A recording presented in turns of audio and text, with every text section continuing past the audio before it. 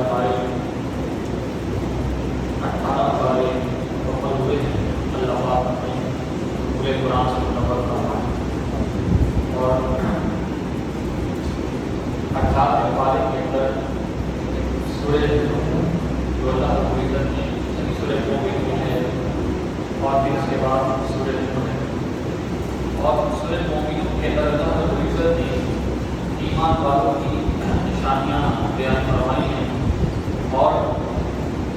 اس کے بعد اللہ رب العزت نے ایمان والوں کی نشانیاں بیان کرنے کے بعد ان کی جو خصوصیات ہیں ایمان والوں کی ان خصوصیات کا ذکر فرمایا ہے اور ساتھ ہی اسلام کا حسن بھی بیان فرمایا ہے کہ اسلام اتنا حسین مذہب ہے کہ اس کے اندر اللہ رب العزت نے خاص چیزوں کا بیان فرمایا کہ جو چیزیں انسان کو دوسرے انسانوں پر برتری دیتی ہیں اور اس مذہب کی خوبصورتی جو ہے اس کو اللہ رب العزت نے بیان فرمایا خاص طور پر کہ ایمان اور یہ دونوں چیزیں ایک ساتھ اللہ رب العزت کا خاص انعام ہے ایمان والوں پر اور پھر اس کے بعد اللہ رب العزت نے پردے کے احکام بھی بیان فرمائے ہیں جن کو انشاءاللہ چند صورتوں میں تفصیلت ہونے کی مسئلہ بیان کریں گے کہ کس کا کس سے پردہ ہے اور کس کا کس سے پردہ نہیں ہے اور پھر اس کے لیے گھر میں کس طرح رہنا چاہیے اس کا بھی اللہ رب العزت نے اس کو ارشاد فرمایا ہے اس پر بھی انشاءاللہ ہم گفتگو کریں گے سب سے پہلے تو سورہ مومنون کی آیت نمبر 1 کے اندر اللہ رب العزت ارشاد فرماتا ہے بسم اللہ الرحمن الرحیم قد افلح المؤمنون ارشاد فرمایا ایمان والے کامیاب ہو گئے اور کیوں کیونکہ انہوں نے اللہ رب العزت کے حبیب صلی اللہ علیہ وسلم پر ایمان لے آئے اللہ رب العزت کو ایک مان لیا تب وہ ہمیشہ ہمیشہ کے عذاب سے بچ گئے اور پھر اس کے بعد اللہ رب العزت نے ان کی پہلا وصف بیان فرمایا الذین هم فی صلاتهم خاشعون ایمان والے وہ ہیں جو اپنی نمازوں میں اللہ کی بارگاہ میں گڑ گڑاتے ہیں خشوع و خضوع اختیار کرتے ہیں ایمان والے کا پہلا وصف بیان فرمایا کہ جب وہ نماز پڑھتا ہے تو اللہ کی بارگاہ میں گڑ گڑاتا ہے اور نماز میں اس کا دل اللہ کی طرف متوجہ ہوتا ہے جس کی وجہ سے اس کے دل کے اندر خشیت اور خوف پیدا ہوتا ہے اور نماز میں اس کا دل دوسروں کی نسبت زیادہ لگتا ہے اور پھر اس سے یہ بھی بات واضح ہوئی کہ ظاہر اور باطن دونوں کے ساتھ نماز کو پڑھنا چاہیے دوسرا وصف اللہ رب العزت نے ایمان والوں کا بیان فرمایا والذین هم عن اللغو معرضون ایمان والے وہ ہیں جو فضول باتوں سے منہ پھیرنے والے ہیں فضول چیزوں سے اعراض کرنے والے ہیں ادھر ادھر کے کاموں میں پڑنے والے میرا مسئلہ نہیں ہے مجھے کوئی کام ہی نہیں ہے خام میں ٹانگ رہا ہوں کسی معاملے میں فرمایا ایمان والوں کی یہ علامت نہیں ہے وہ کسی دوسرے کے میٹر میں کودتے نہیں ہیں وہ فضول باتوں کے پیچھے نہیں پڑتے فضول کاموں میں خود کو لگاتے نہیں ہیں یہ ایمان والوں کی دوسری نشانی ہے اور خاص طور پر یہاں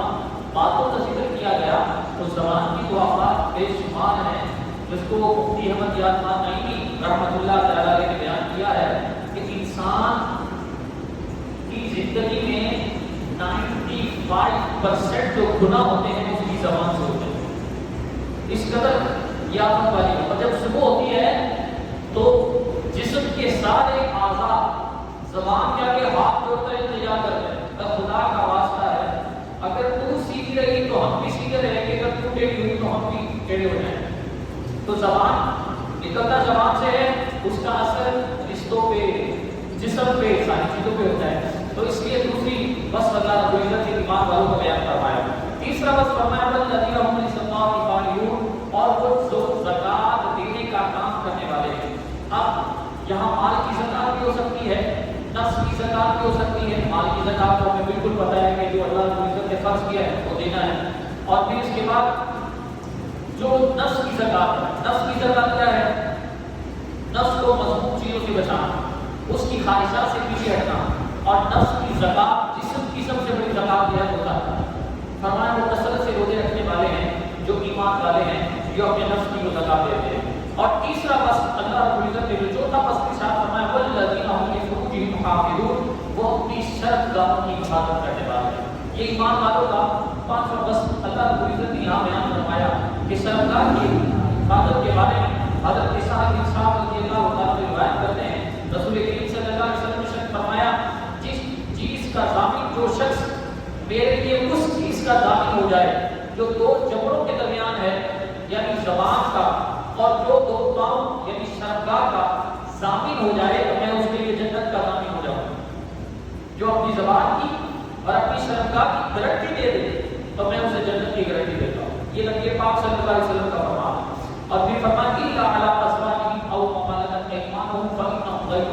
ملومین. فرمایا وہ شرمگاہوں کی حفاظت کرتے ہیں ہاں اپنی بیویاں اور جن کو اللہ رب العزت نے ان کے لیے حلال کیا ہے ان کے علاوہ کسی اور کی طرف التفات نہیں کرتے. پھر ارشاد فرمایا وَفِي تَغَاوَرَ ذَلِكَ فَأُولَٰئِكَ هُمُ الْعَادُونَ. اور جو ان کے علاوہ جو اللہ نے حلال کیا ہے ان کے لیے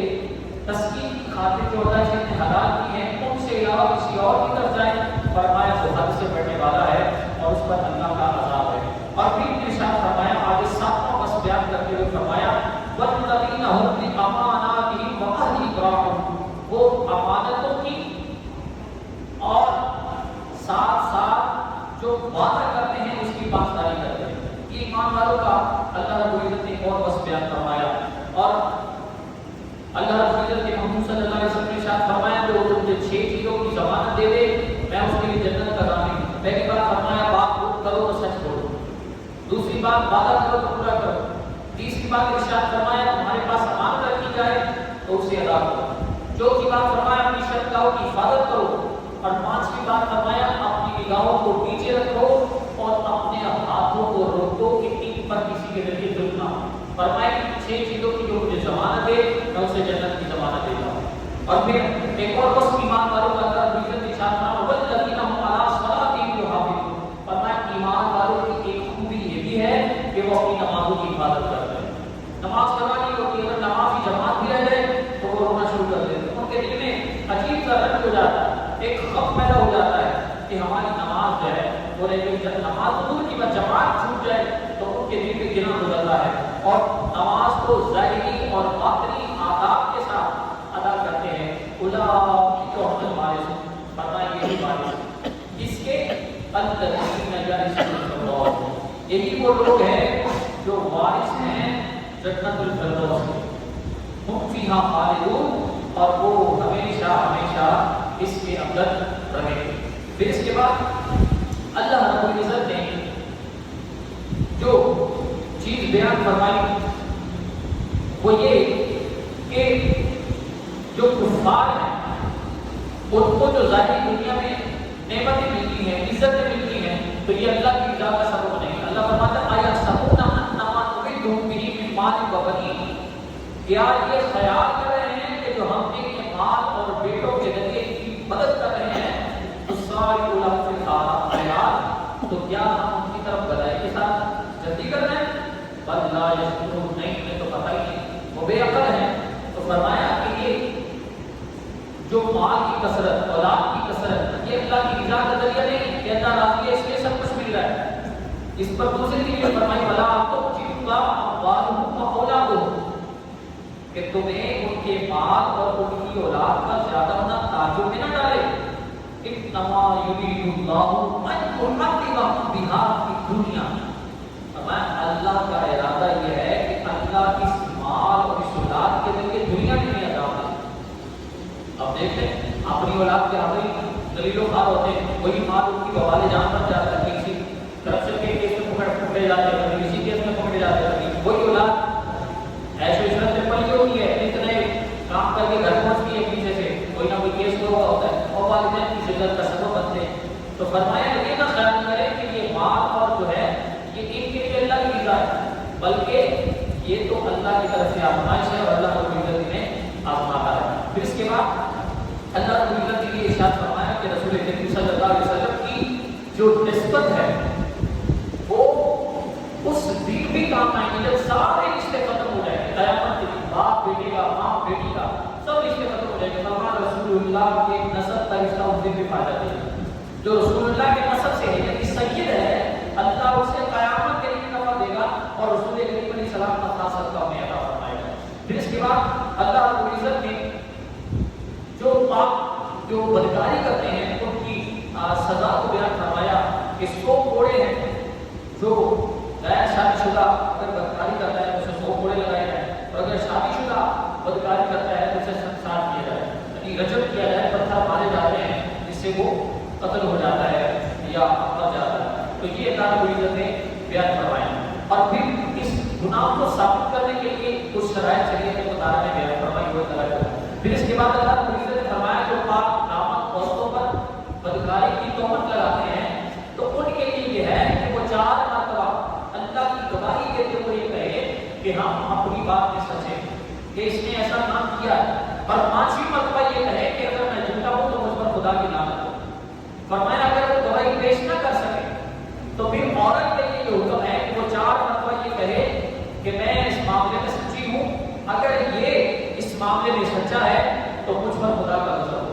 تو فرمایا اگر یہ معاملہ وہ کر لیں تو پھر آج کے معاملے میں تو کسی کے لیے کچھ ہے ہی، قسم تو ایسے کھا لیتے ہیں جیسے ثواب کا کام ہوتا ہے، تو قسم آج کے معاملے میں اتنی سخت ہو گئی۔ تو اس کے دوسرے طریقے ہیں جو بیان کرنے کے ہیں، اور وقت زیادہ ہو رہا ہے تو اس لیے آخر میں پردے کے کچھ احکام ہیں ان کا اللہ رب العزت نے جو بیان فرمایا اس کا ذکر کر دیتے ہیں کہ مردوں کو فرمایا کہ اپنی نگاہیں نیچے رکھیں، اور عورتوں کو بھی فرمایا کہ اپنی نگاہیں کو کچھ نیچا رکھیں، اور پھر ارشاد فرمایا وَلَا يُبْدِينَ زِينَتَهُنَّ، وہ اپنی زینت کو ظاہر نہ کریں، مگر کچھ اللہ رب العزت نے ایک تفصیل کے ساتھ بیان فرمایا، میں چند عرض کر دیتا ہوں کہ وہ خواب جن سے ظاہراً باطن وَلَا يُبْدِينَ زِينَتَهُنَّ، کہ اپنی زینت کو ظاہر نہ کریں، مطلب کیا کہ جن کے سامنے عورت اپنے پوشیدہ زینت کے علاوہ مثلاً سر، کان، گردن، سینہ، بازو،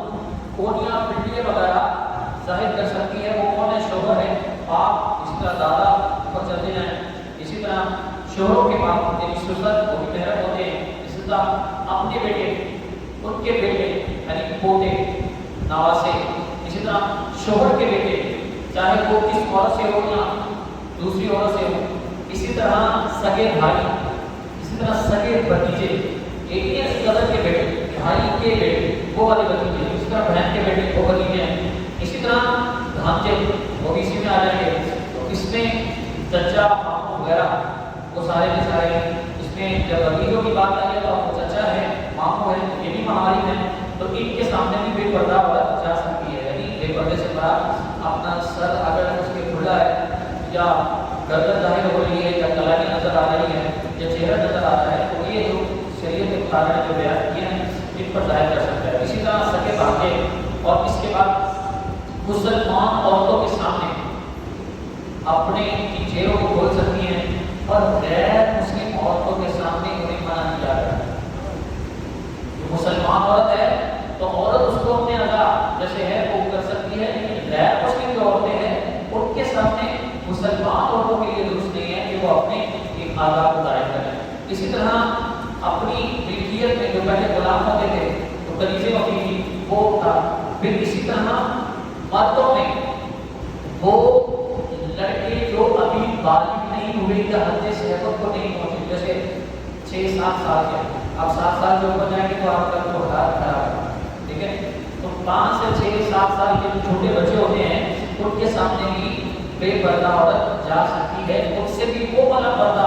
شریعت کو مطلوب نہیں ہے جو نارملیت ہوتا ہے۔ پھر اس کے بعد اللہ رب العزت نے،